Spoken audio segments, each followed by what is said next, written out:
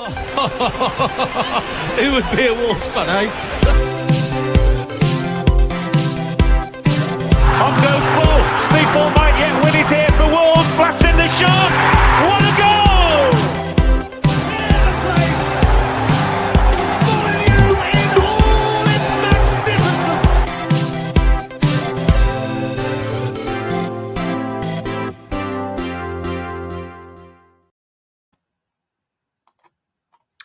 Hi everybody and welcome back to the Wolves Fancast YouTube channel for another episode of Gully's Tactical Analysis. It's GTA Fancast back after a 3-2 defeat to Brighton. What I want to talk to you about today in particular is pressing. A lot of the talk around us getting a new manager into the club has been around what style of play we would like our team to implement, and ultimately the way of the Premier League these days is to instill a high pressing mentality into the best teams, and they pull it off successfully. Now, a lot of that, the conversation around Wolves at the moment has been fans wanting to see a bit more of a pressing style. Now, as we know, Julen Lopetegui is going to be coming in. He's not actually going to be instilling, I would say, a real high, full throttle kind of high press that we see at some of the other clubs in the Premier League. But I think the game against Brighton this weekend showed exactly why this team isn't really built to do that. Some of the calls from the crowds during the game, I think, weren't necessarily that helpful in terms of trying to urge players on into pressing a Brighton side who, coached by Roberto De Zerbi, are very much inclined to entice you into a press and play through you. It was a little bit of folly probably for the first half an hour of the game, at least. We conceded 2 goals. Obviously, we were in 2-2 at half time, and things changed after the Nelson Semedo sending off, and we had to sit in a little bit more. But I actually felt we fared better having sat a little bit deeper, and realised after, I'd say, about half an hour that really going to press them high wasn't going to be a successful method for us. Now, why do we press? I think the point of pressing is in order to create uncertainty in teams playing out from the back and looking to create as short a distance as possible between your team winning the ball and then reaching the opponent's goal to get a shot off. That's the whole premise. It's not just running around like a headless chicken after the ball. It has to be coordinated, and it has to involve triggers that launch your team into pressing certain parts of the pitch, certain individual players often who aren't necessarily as comfortable on the ball as others, and funneling teams into situations that they don't want to be in. The problem with that against Brighton is that, like I say, they actually encourage it so they can then play through you. They like to play short, intricate passes in the first third of the pitch in order to open up space in the final third. Now, it's all well and good to try and get the first thing that you need to consider when you look to press a team like Brighton is what kind of shape, what kind of system are they actually going to play. And I'm going to point out the fact that Brighton shape confuses many teams, many people. They've been like this since Graham Potter took charge. They kind of had a hybrid back 3, back 4 system, and they've done the same kind of with De Zerbi involved. I'll highlight this point by suggesting that nominally Pascal Gross was probably listed as a right back on many websites, many different shapes and systems kind of displayed online and through various kind of media. But if you look here, in this attack, ball was played long over the top. It's actually received by Adam Lallana kind of in the right-hand side of the penalty area. Sent just next to him, making a run through the middle is Pascal Gross. And ultimately, Adam Lallana plays the ball across to Solly March, who in theory is the right winger and has popped up in the penalty area and gets his shot blocked by Nathan Collins. That is the kind of variety and transition and rotational play that we're dealing with when it comes to Brighton. So it's not going to be a simple as kind of pressing man-to-man and going and just trying to block off as quickly and as efficiently as possible to stop them from playing out. There has been some discussion about whether we actually did press high in this game. Unfortunately, FBref has actually changed their data model recently and gone with Optastats, which means we've lost the number of pressures that players apply during a game. But I thought this graphic from StatZone highlighted exactly that point, that the amount of fouls we committed in high areas of the pitch just goes to show we're really trying to engage Brighton in contact out of possession and actually make them force them into areas higher up the pitch. I'm going to show you a couple of examples now. First, actually, I'm going to just kind of highlight what I thought was the kind of Brighton shape when it comes to the way they played out from the back and set up. You can see here with my screen share, you've got Robert Sanchez in goal. Really is that kind of fifth man at the back in possession, creates numerical advantages at the back for them, and allows them to really kind of draw teams out and then play through with the likes of Webster, Dunk, Gross. Obviously very, very comfortable on the ball. Gross nominally an attacking midfielder when he first joined the club, who's fulfilling some kind of inverted deep line playmaker role these days. Solly March and Estupiñán are the ones that really kind of create the width deeper in the pitch, and kind of drag teams across and create those little channels to play in with McAllister and Caicedo. But even if you go man to man, like you see here, Hwang, Guedes in there, there's always going to be a player available in possession to pass to. It's just not that simple, especially when you've got the likes of Mitoma pressing higher up the pitch, Leandro Trossard and Lallana floating around, who was really, really quite excellent in this game, I have to say. So I'm going to show you a couple of examples of where our press fell off, basically. You can see in this kind of situation here, balls with the right centre-back Webster.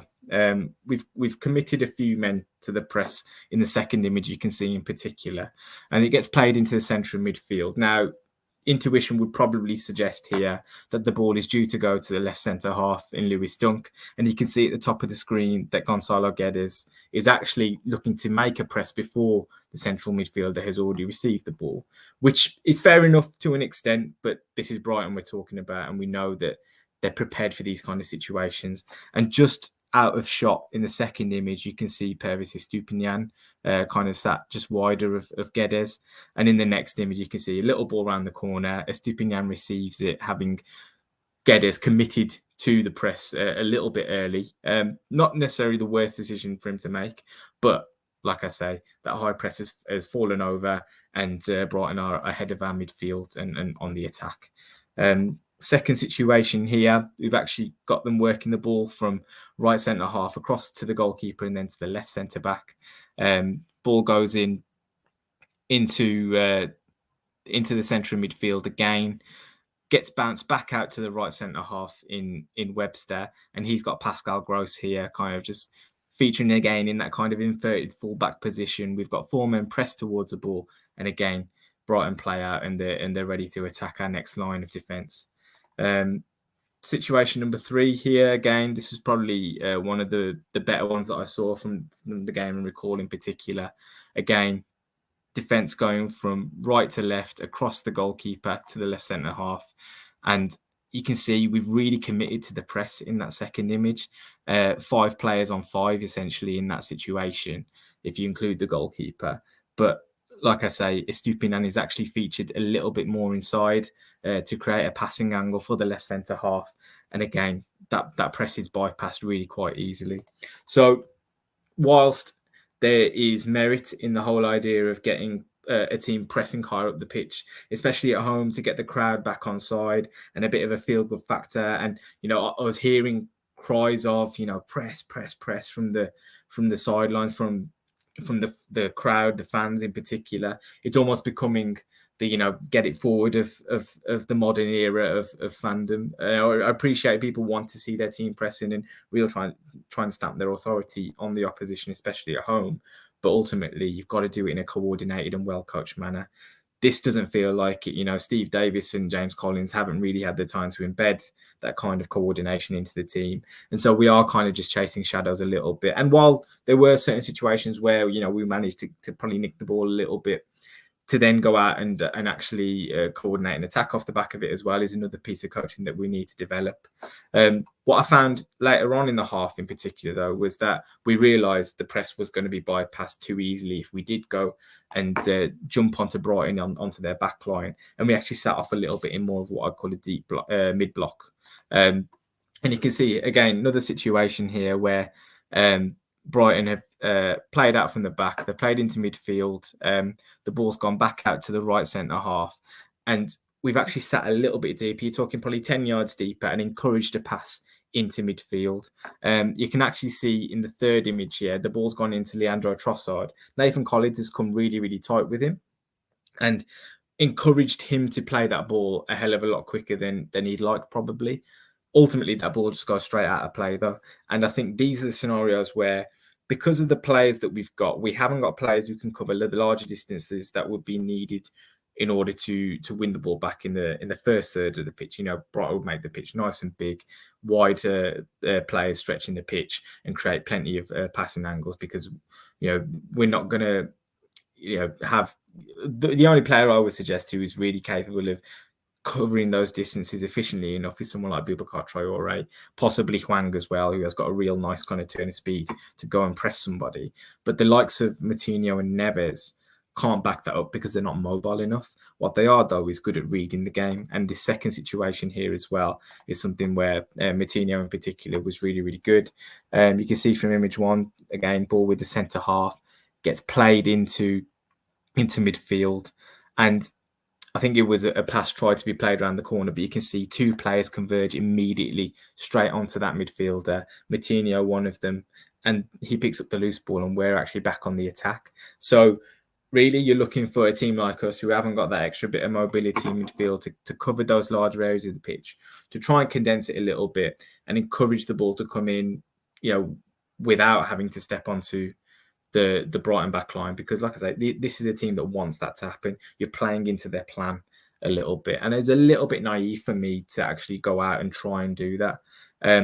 So I think there's work to be done. If people want to see a high pressing style, I don't think it's going to happen ultimately. But in terms of probably in the transfer market, really, to actually get the kind of players who are capable of playing that kind of game, Boubacar Traore is a step in the right direction in that sense. He has that little bit of kind of legginess and snap into the tackle that you need to actually implement that style.